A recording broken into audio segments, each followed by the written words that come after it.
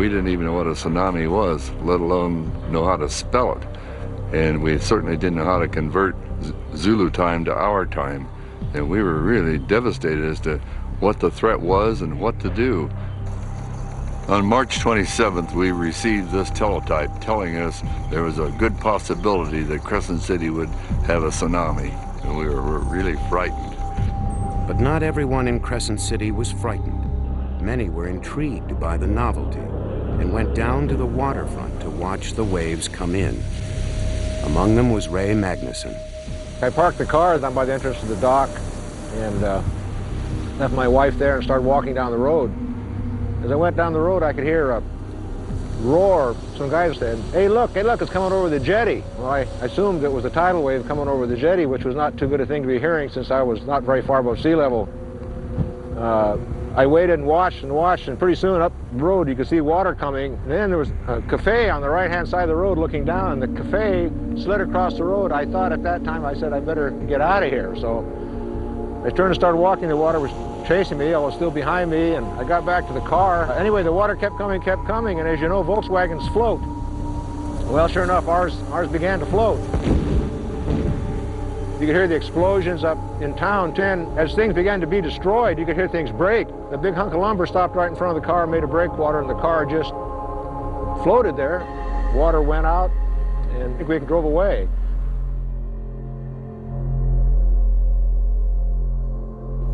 We had no idea of the extent of the damage, and we were all dumbfounded when we looked out there. We could not believe it. I gave a report to the director of emergency services of the state of California.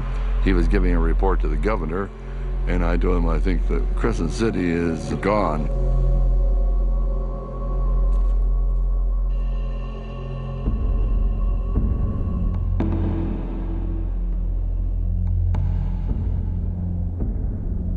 The final toll, 11 people killed.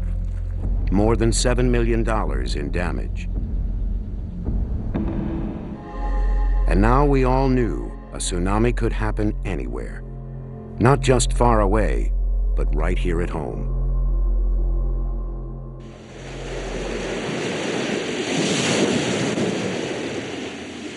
Three decades later, the people of Crescent City are better prepared.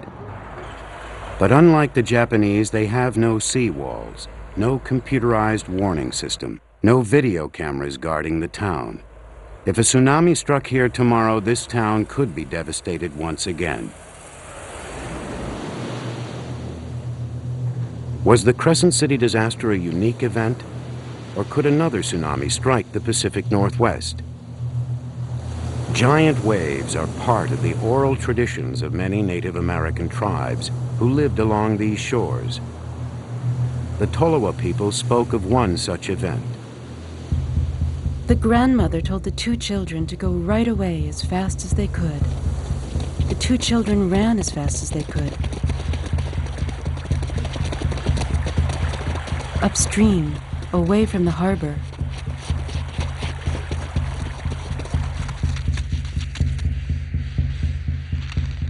Halfway there, they looked back. They could see the water come. They could hear the people cry.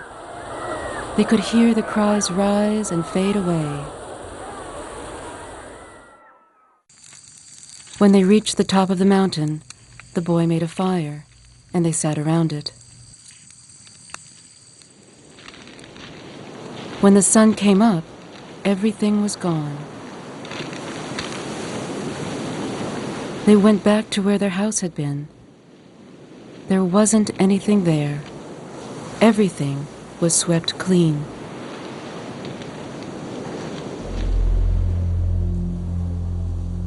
It's only a legend, but it may be based upon a terrifying reality. Just offshore and several thousand feet down lies the Cascadia Subduction Zone. It's a 900-mile crack in the Earth's crust, capable of producing powerful earthquakes. A tsunami generated here could reach the coast in less than 20 minutes.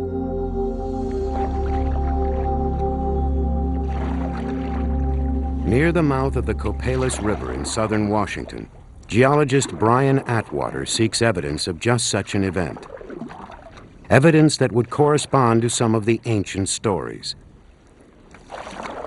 The first indication of a catastrophe, a dreary grove called the Ghost Forest. These trees were flourishing some 3 centuries ago, when an earthquake caused the riverbanks to sink, and what had been high ground became a salt marsh, poisoning the trees. The same earthquake almost certainly generated a tsunami here.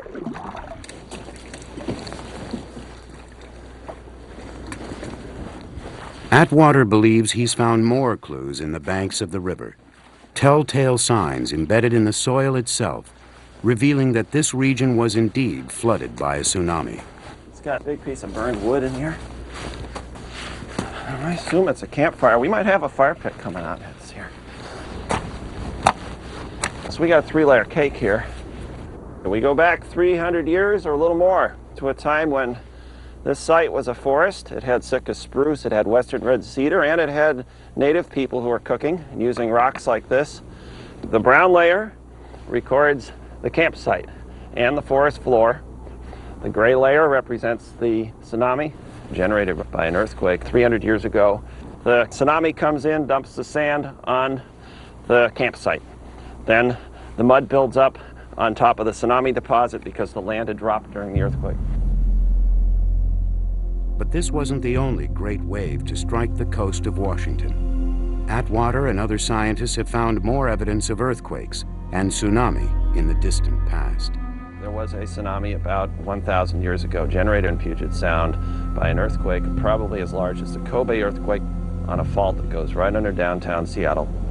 During the earthquake, land was moved upward 20 feet. The floor of Puget Sound probably moved upward as well. If the floor moves up, the surface of Puget Sound up here moves up temporarily. It's 20 feet higher than it wants to be. Gravity takes over and you get a big wave. So that's what happened 1,000 years ago in Puget Sound. And it could happen again. Scientists believe there's a 1 in 10 chance of a major tsunami striking the Pacific Northwest in the next 50 years. Here in Washington, there are many places where people do not yet have enough information from public officials about what they should do in the event of one of these. They do not yet have posted the kinds of tsunami warning signs that one sees in Oregon now that help to direct a person, just sort of put in the mind every day as you drive past it. You see this on the Outer Banks in North Carolina, hurricane evacuation route. These kinds of signs need to be up on this coast, so in the event of one of these kinds of tsunamis, people think, oh yeah, I remember about that sign, it said go up that road, and there might be high ground far enough up that road, far enough away that you could survive the effect of the tsunami. Brian Atwater isn't trying to scare people. He just hopes to raise public awareness. And the message is finally getting across. Government officials have begun developing new strategies to save lives when the next tsunami strikes. The state of Oregon has recently drawn a line in the sand, establishing a 300-mile-long inundation zone along their coast. Because of the risk, no new schools or hospitals can be constructed close to shore without special permission. One town that lies within the zone is Cannon Beach. It's a quiet little resort town whose population swells to as much as 20,000 in the summer. Cannon Beach is more prepared for a tsunami than most towns, conducting regular tests of its warning system. Test. But they don't want to frighten the residents or the tourists, so the shrill siren is replaced with something a little bit friendlier.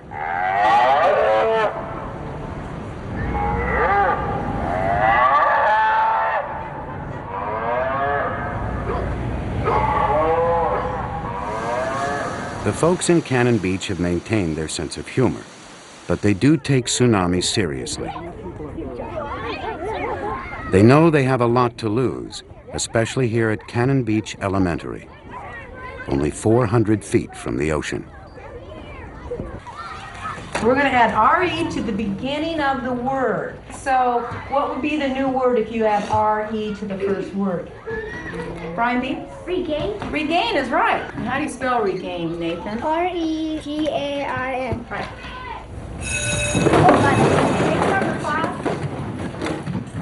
These kids are well aware of the tsunami threat, and they know what to do when the alarm bell rings. Jackson Conley class.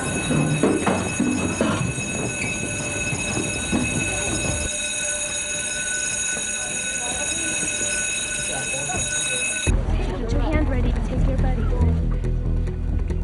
They have only a few minutes to get to higher ground.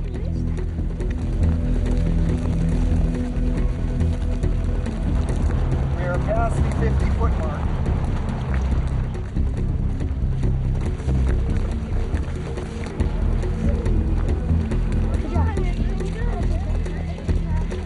You guys did it this time in 13 minutes and 30 seconds. Great job!